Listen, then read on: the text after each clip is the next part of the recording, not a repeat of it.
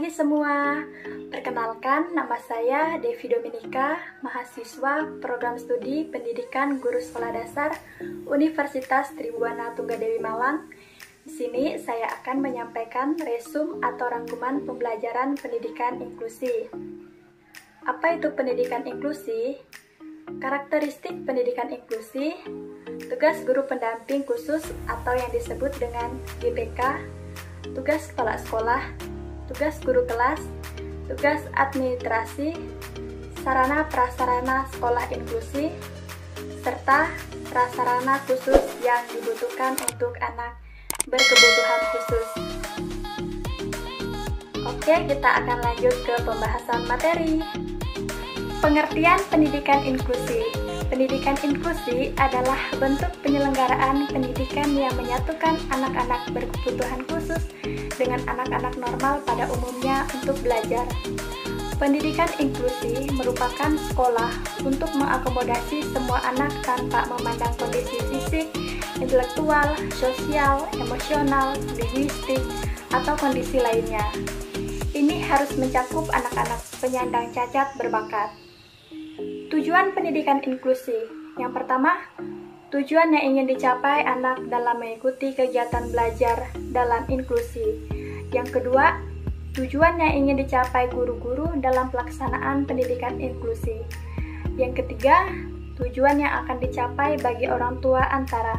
Dan yang terakhir, yang keempat, tujuan yang diharapkan dapat tercapai oleh masyarakat dalam pelaksanaan pendidikan inklusi. Karakteristik peserta didik anak inklusi. Karakteristik dalam pendidikan inklusi tergabung dalam beberapa hal seperti hubungan, kemampuan, pengaturan tempat duduk, materi pembelajaran, sumber dan evaluasi. Kegiatan pembelajaran pada sekolah inklusi. Kegiatan pembelajaran pada sekolah inklusi berlangsung dengan pendekatan bahan ajar dan media yang sesuai dengan kebutuhan setiap peserta didik dalam proses pembelajaran.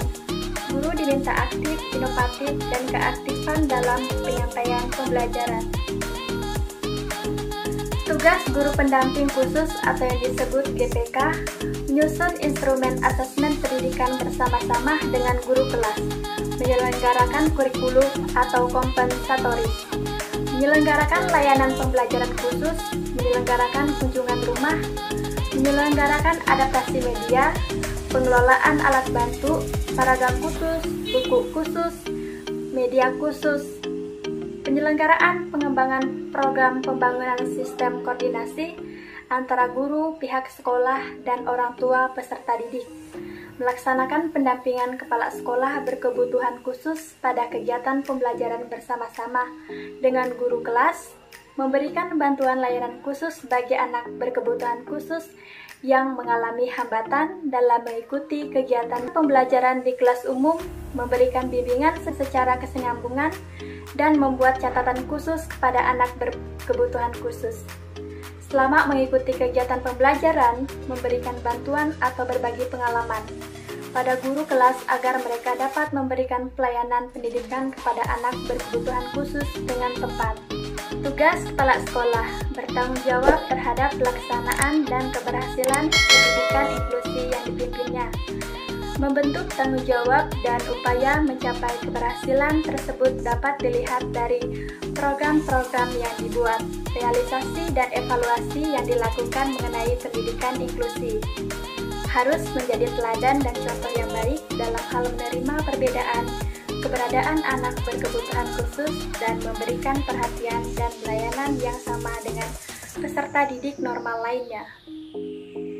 Selalu sosialisasikan pentingnya menerima perbedaan individu anak berkebutuhan khusus di sekolah secara bertahap, guna menyadari dan meningkatkan sikap penerimaan perbedaan sumber daya manusia di sekolah inklusi.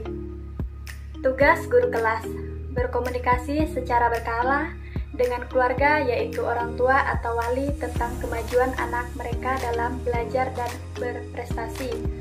Bekerja sama dengan masyarakat untuk menyaring anak yang tidak bersekolah, mengajak dan memasukkan ke sekolah. Menjelaskan manfaat tujuan lingkungan yang ramah terhadap pembelajaran, kepada orang tua peserta didik, menjelaskan manfaat dan tujuan lingkungan inklusi. Mempersiapkan anak agar berinteraksi dengan masyarakat sebagai bagian dari kurikulum seperti pengunjungan museum, memperingati hari-hari besar keagamaan dan nasional. Mengkomunikasikan lingkungan inklusi ramah terhadap pembelajaran kepada orang tua atau peserta didik, komite sekolah, serta pemimpin dan anggota masyarakat bekerja sama dengan para orang tua untuk menjadi penyuluh lingkungan yang ramah terhadap pembelajaran di lingkungan sekolah dan masyarakat.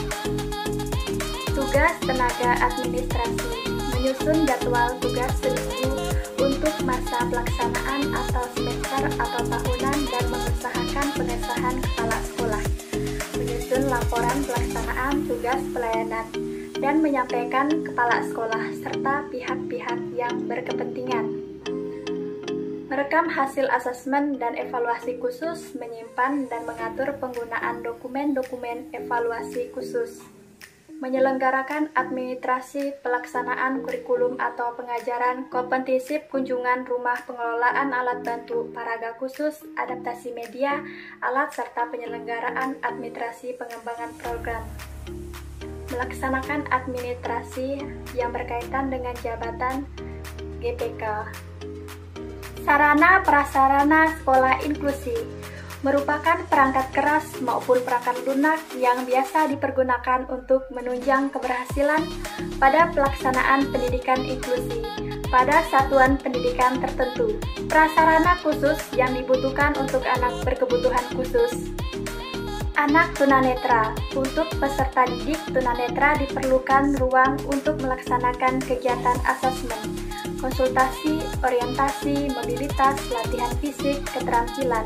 Anak tunarungu atau gangguan komunikasi.